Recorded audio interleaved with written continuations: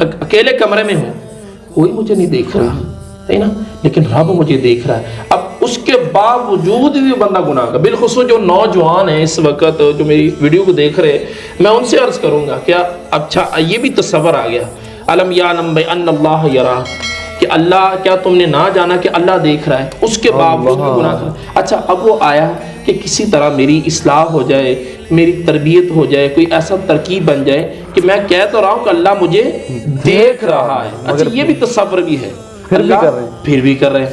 تو انشاءاللہ اگر وہ بچہ وظیفہ کرے، وہ میری بہن وظیفہ کرے، جو بھی سن رہے ہیں اس ویڈیو کو، اگر وہ کرے گا تو انشاءاللہ تعالی اللہ تعالیٰ اس کو نیکی کی توفیق دے گا. سبحان اللہ. لیکن ساتھ اس کے اندر جس طرح آئے یہ جذبہ، کیونکہ جذبہ بعض اوقات آ جائے قاری صاحب میں ساری برائیاں چھوڑ دیتا ہوں، ہے نا.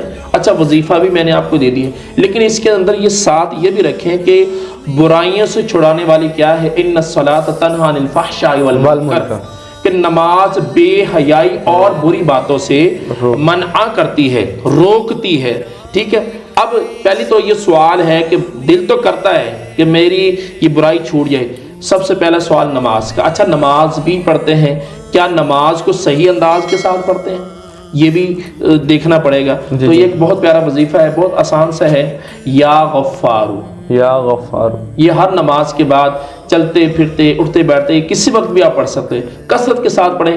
یا غفارو یا غفارو، اس کو پڑھیں انشاءاللہ الکریم. اللہ تعالیٰ جتنی بھی اس کے اندر جو برائیاں ہیں اللہ تعالیٰ اس کو دور فرما دے، لیکن نماز شرط ہے.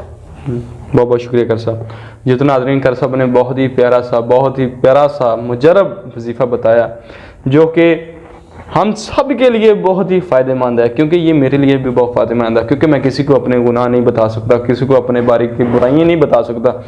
ہر چیز میں شیئر کر سکتا ہوں مگر برائی نہیں میں شیئر کر سکتا کسی کے پاس بھی.